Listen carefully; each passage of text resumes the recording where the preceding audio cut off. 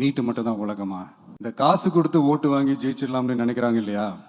ஆனா நீங்க வேணா பாருங்க அடுத்த வருஷம் என்ன நடக்க போகுதுன்னு. வண்டி வண்டியா கொண்டாந்து கொட்ட போறாங்க. இந்த சாதி மதத்தை வச்சு இந்த பிரிவினை வளர்க்கிற ஒவ்வொரு வாட்டி இந்த மாதிரி நான் அட்வைஸ் பண்ணிட்டு இருந்தேன்னா நல்லா இருக்காது. எவ்வளவோ பண்ணிட்டோம், இதை பண்ண மாட்டோமா? My dear young leaders and parents,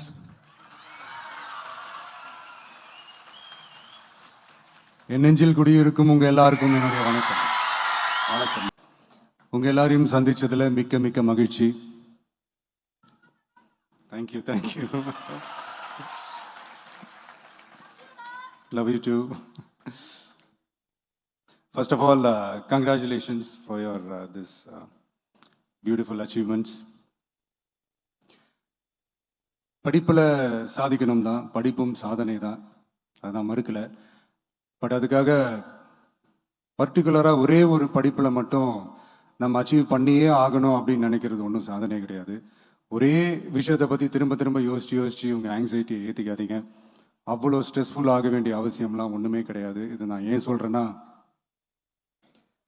நீட்டு மட்டும் தான் உலகமா?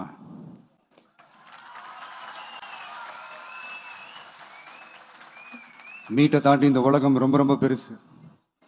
அதில் நீங்கள் சாதிக்க வேண்டியது பல விஷயங்கள் இருக்கு. அதனால் இப்போவே உங்கள் மைண்டை ரொம்ப ஸ்ட்ராங்காக வச்சுக்கோங்க, டெமோக்ராட்டிக்காக வச்சுக்க கற்றுக்கோங்க.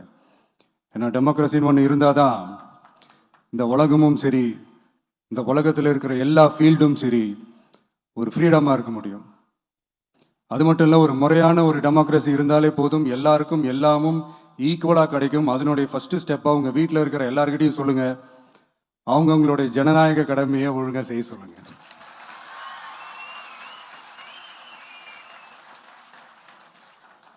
ஜனநாயக கடமையை சரியாக செய்கிறதுனா அது ஒன்றும் பெரிய ஒரு விஷயம்லாம் கிடையாது, சாதாரணமான விஷயம்தான். நல்லவங்க, நம்பிக்கையானவங்க, இது வரைக்கும் ஊழலே செய்யாதவங்க யாருன்னு பார்த்து தேர்ந்தெடுக்க சொல்லுங்க. அவ்வளோதான், ஆஸ் சிம்பிள் அஸ் தட். அதுதான் அந்த கடமை. நான் ஒரு 2 years பேக் இதே ஸ்டூடெண்ட்ஸ் ஃபங்க்ஷனில் நான் சொல்லியிருந்தேன், இந்த காசு கொடுத்து ஓட்டு வாங்கி ஜெயிச்சிடலாம்னு நினைக்கிறாங்க இல்லையா, அவங்கள அந்த கல்ச்சரே யாரும் என்கரேஜ் பண்ணாதீங்க, யாரும் காசு வாங்காதீங்க, உங்கள் பேரண்ட்ஸ்கிட்டையும் எடுத்து சொல்லுங்கன்னு நான் சொல்லியிருந்தேன். அதை அப்படியே ஃபாலோ பண்ணுங்க. ஆனால் நீங்கள் வேணா பாருங்க அடுத்த வருஷம் என்ன நடக்க போகுதுன்னு. வண்டி வண்டியா கொண்டாந்து கொட்ட போறாங்க. அது அத்தனையும் உங்ககிட்ட இருந்து கொள்ளையடிச்ச பணம் தான். என்ன பண்ண போறீங்க? என்ன பண்ணணும்னு உங்களுக்கு கரெக்டா தெரியும். அது நான் சொல்லிதான் புரிய வைக்கணும்னு ஒன்றும் அவசியம் இல்லை. அண்ட் மை டியர் பேரண்ட்ஸ், உங்ககிட்ட ஒரு சின்ன ரிக்வெஸ்ட். உங்கள் குழந்தைங்களோட விஷயத்தில் எதுவும் ஃபோர்ஸ் பண்ணாதீங்க, ப்ரெஷர் போடாதீங்க, எதுவும் இம்போஸ் பண்ணாதீங்க. ஃபர்ஸ்ட் ஆஃப் ஆல் அவங்களுக்கு என்ன பிடிச்சிருக்குன்றதை தெரிஞ்சுக்கிட்டு அதுக்கு ஏற்ற மாதிரி வழி நடத்துங்க. நான் டெஃபினட்டாக சொல்கிறேன், எத்தனை தடைகள் வந்தாலும் அவங்கவுங்களுக்கு பிடிச்ச விஷயத்தில், அவங்கவுங்களுக்கு பிடிச்ச துறையில் அவங்க கண்டிப்பாக சாதிச்சு காட்டுவாங்க.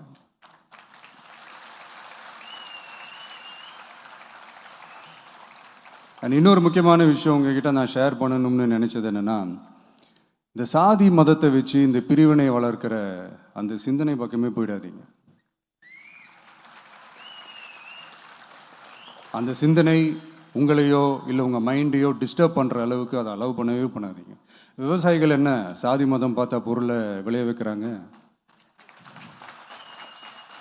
தொழிலாளர்கள் என்ன சாதி மதம் பார்த்தா பொருளை உற்பத்தியில் ஈடுபடுறாங்க?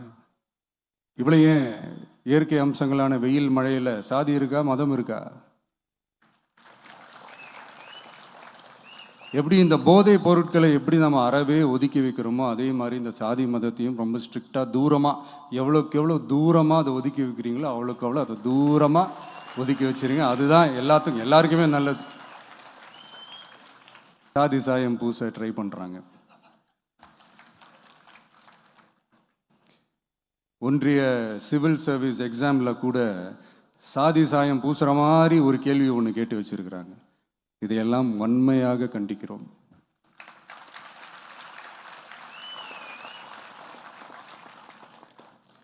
இந்த உலகத்தில் எது சரி எது தவறு அப்படின்றத அனலைஸ் பண்ணி பார்த்தாலே போதும், ஒரு குழப்பம் இல்லாத ஒரு தெளிவான ஒரு வாழ்க்கையை ஒன்று வாழலாம். எதுக்கும் ரொம்ப எமோஷ்னலாக ஆகாதீங்க, அவ்வளோ வருத்தலாம் இல்லை. டெக்னிக்கல் அண்ட் சயின்டிஃபிக் அப்ரோச்சோடவே திங்க் பண்ணுங்கள். ஏன்னா வரப்போகிற இயர்ஸில் ஆல்ரெடி வந்துட்ட இந்த ஏஐ ஆர்டிஃபிஷியல் இன்டெலிஜென்ஸ் உலகத்தை எதிர்கொள்கிறதுக்கு அதுதான் ஒரே வழி. The sky is vast and wide and you have strong wings. So feel free to fly like a bird with courage, conviction and confidence.